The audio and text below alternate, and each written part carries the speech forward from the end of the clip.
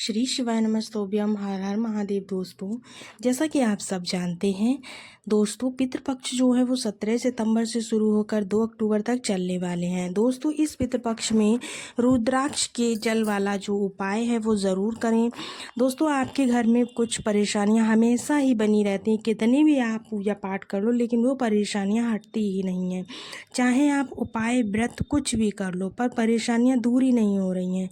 तो इसी प्रकार दोस्तों, आपको धन संबंधी कोई परेशानी, कितना ही धन आप कमाते हैं लेकिन धन में से एक पैसा भी नहीं बच पाता है, पता ही नहीं चलता है कि आखिर पैसा जा कहाँ रहा है, या बीमारियों में पैसा आपका लगता चला जा रहा है। घर में कलेश बहुत होता है, मतलब बात बात पर, छोटी छोटी सी बात पर कलेश होते होते बहुत बड़ा बन जाता है। तो दोस्तों, आपको यह मानकर चलना है कि आपके पितर आपसे प्रसन्न नहीं हैं। इसमें कोई भी नज़र नहीं लगी है, ना ही कोई बाहरी किसी का कुछ है, बल्कि है क्या, आपके पितरों का सारा दोष है, क्योंकि आपके पितर प्रसन्न ही नहीं हैं।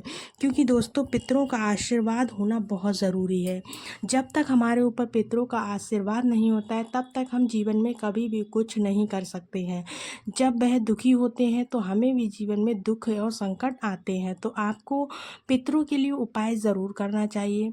गुरु जी द्वारा बताया गया यह रुद्राक्ष वाला उपाय है दोस्तों, जो कि पितरों को प्रसन्न करने का बहुत ही अचूक उपाय है। घर में जो भी रुद्राक्ष हो, उस रुद्राक्ष से आप इस उपाय को कर सकते हैं। बस इतना ध्यान रखना है कि रुद्राक्ष जो है वो नकली ना हो। नकली रुद्राक्ष से अगर आप उपाय करते हैं तो ये उपाय सफल नहीं होगा। इसके अलावा दोस्तों देखिएगा, जो आप रुद्राक्ष रखें वो रुद्राक्ष की का जो पूजन होगा वो कोई भी माता बहनें ही करें।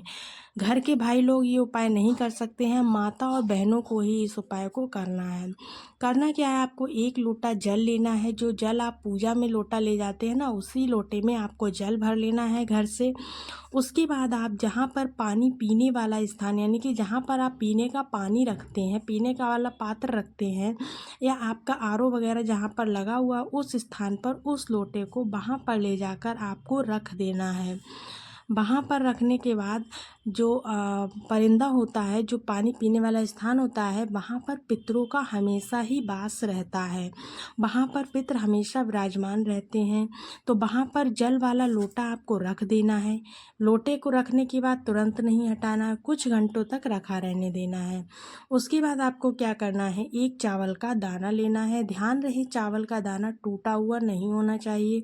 इसके साथ ही आपको जो रुद्राक्ष आपके घर में हो, उस रुद्राक्ष को लेकर आना है। फिर आप उस लोटे के पास पहुंच जाइए जो आपने रखा है, उसमें आपको 1 चावल का दाना डाल देना है जो लेकर आए हैं, और जो रुद्राक्ष आप उठाकर लाए हैं उसको भी उसमें डाल देना है। फिर 1 कटोरी लेकर कलश पर झाँक दीजिए, यानी कलश का जो जल है वो खुला नहीं रखना है आपको, इस कलश के जल को झाँक देना है। फिर 1 मिट्टी का दीपक लेना है। दीपक मिट्टी का ही हो, आटे का नहीं लेना है। मिट्टी का दीपक लेकर उसमें लंबी बाती डालना है। शाम के समय आपको 6 से 8 बजे के बीच में उस दीपक को जलाना है। यानी कि दिन में आप किसी भी समय उपाय करते हैं, लोटा नहीं उठाना है। उसके बाद शाम के समय आपको दीपक जला देना है उसी लोटे के पास, 6 से 8 के बीच में। उसके बाद क्या करना है, पितरों का नाम लेते हुए दीपक को जलाना है। उसके बाद आपको जो रात भर उस लोटे को रखा रहने देना। अगले दिन आपको क्या करना है, अगले दिन जा कर के अपने सीधे हाथ की हथेली से उस कटोरी को टच करना है। किसी भी भगवान का नाम लेना है, जिसको आप मानते हो, महादेव को मानते हो, राम भगवान को मानते हो, कृष्ण जी को मानते हो, जिसको भी मानते हैं उसका नाम लेकर उसको टच करना है, पितरों का स्मरण करना है। उसके बाद आपको फिर हाथ वहाँ से हटा लेना है। हटाने के बाद 1 दीपक आपको सुबह भी उस लोटे के पास लगाना है। जो दीपक आपने शाम को लगाया था उसके अलावा नया दीपक लगाना है, उस दीपक में नहीं लगाना है। फिर से आपको लंबी बाती का, देसी घी का 1 दीपक जला देना है। फिर आपको लोटा वहाँ से उठा लेना है। उठाकर आपको शिव जी के मंदिर में जाकर शिवलिंग पर उस लोटे को चढ़ाना है, लेकिन ध्यान रहे उसमें से रुद्राक्ष और चावल निकालना नहीं है। रुद्राक्ष और चावल सहित ही उस जल को महादेव की शिवलिंग पर समर्पित करना है।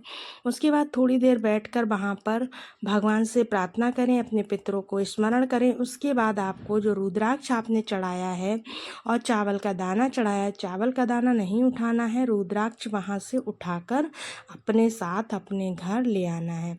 ऐसा करने से दोस्तों आपके ऊपर पितृदोष हो या फिर किसी भी प्रकार की परेशानी आ रही हो, धन संबंधी या व्यवसाय संबंधी कलेश हो रहा हो, ये सारी बाधाएं आपकी दूर हो जाएंगी, क्योंकि आपके पितृ इस उपाय को करने से प्रसन्न हो जाएंगे।